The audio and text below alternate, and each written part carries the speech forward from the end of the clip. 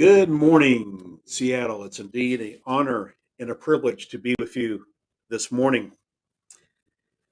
It's my first time to actually uh, be out west in the last couple of years because of COVID, and it's indeed an honor to be making this trip out here today. In a recent poll, 74% of Americans believe our country's headed in the wrong direction.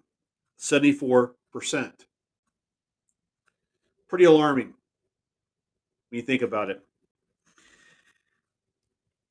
And you think about what's transpired in the last couple of years. I haven't talked a lot about it. I'm not going to talk a lot about it today, but we all know what happened in January uh, 2 years ago, and we realize what caused it and how we can go about correcting it so it doesn't happen again. And you just see the polls: 74% of the Americans think we're headed in the wrong direction. So this morning, I want to talk about restoring the American dream. When I was growing up, we had a we had a great president, a president by the name of Ronald Reagan. In his 8 years in the White House, Reagan brought back a sense of pride in our nation. He brought back a sense of patriotism that this country needed badly. Now, flashback to the 1980s. Some of us don't remember that time, and that's okay. The nation at the time had high unemployment, high gas prices, the Iranian hostage crisis. Does all this sound familiar?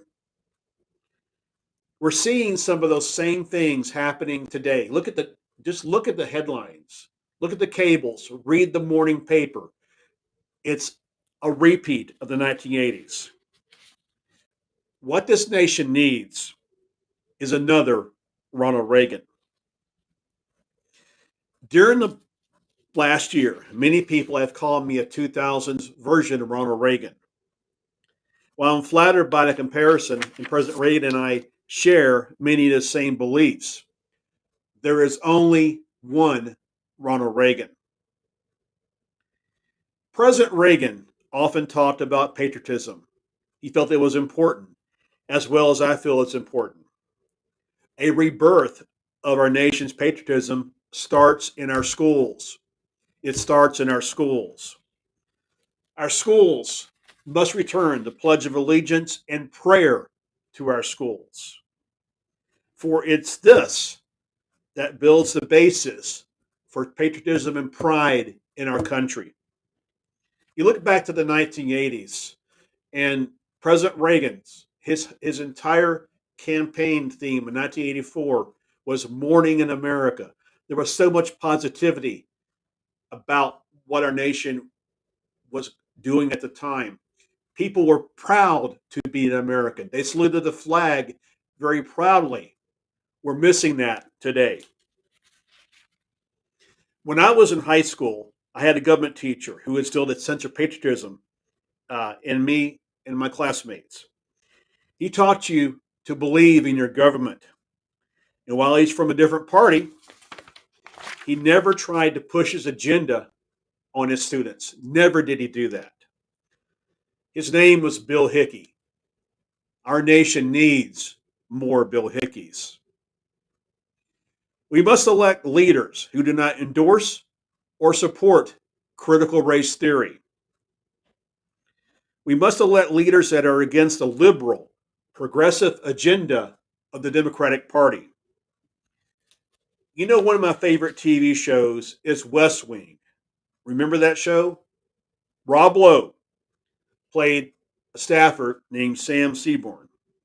In one episode, Sam, aka Rob, or vice versa, talks about education. And here's a direct quote from that episode. Education is a silver bullet. Education is everything.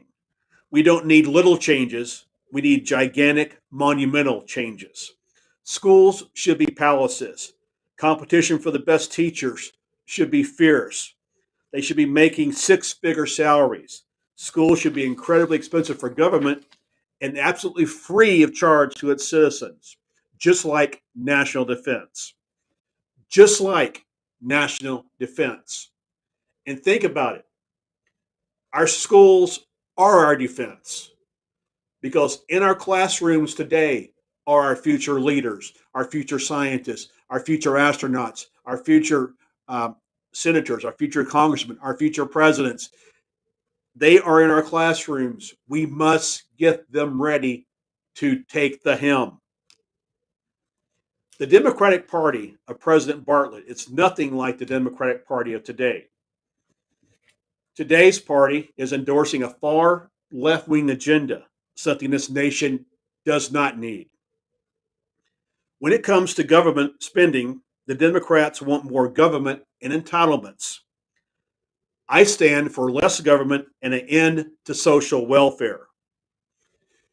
During the last 2 years, our nation experienced a pandemic not seen since the Spanish flu. Many government assistance programs were put in place. They needed to be. But now, our nation has seen decreasing number of infections from COVID. The numbers are dropping every day. It's time for us to go back to work. Just the other day, back home in Texas, I stopped by a local restaurant and I went to open the door. The door was locked. A sign simply said, closed for 1 hour due to staffing shortage. My fellow Americans, there are 10.2 million jobs available in this country. 10.2 million jobs. It's time for us to go back to work. You know, in talking about restaurants, many of our favorite restaurants suffered greatly during the pandemic. A lot of them modified their business plan on their choice. And sometimes they end up hurting their business. And these businesses applied for pandemic relief. And still 2 years after the pandemic, some of them are still in that mindset. And my thinking is, are they entitled for pandemic relief? Because it's your decisions that actually closed your business. While other businesses, other restaurants are flourishing, yours has a fence around it. My friends, we've got to get over this fear of the pandemic. We've got to get back to normal. We can do it. We can do this. When it comes to education, the latest information available shows a drop in scores on benchmark tests. We learned that during the pandemic that remote learning, while valuable during the early days of the pandemic, does not have a place in today's classroom. It does not. And our students just took another series of benchmark tests recently. It'll be interesting to see where those test numbers come in. The polarization we are seeing in our nation because of the pandemic must stop. We've come so polarized. Hatred is going through this country. In this very city we're in here today, where a lot of riots took place. You know, they were talking about the city of love and all this. Seattle had a lot of problems due to the pandemic. We we must learn to respect each other once again and respect each other's opinions. We've become so divided. Hatred has increased across our country. It is time for this to stop. My friends, in our nation's 245-year history, we have accomplished great things during a national crisis. Mankind's greatest achievement was accomplished during the Vietnam War, the Apollo moon landing. We can once again achieve great goals during a pandemic or as we move toward the end of it only if we come together as one. Let's start out by respecting one another again. Let's reach out to our brothers and sisters and shake their hands. Let's once again become that nation that President Reagan talked about so often.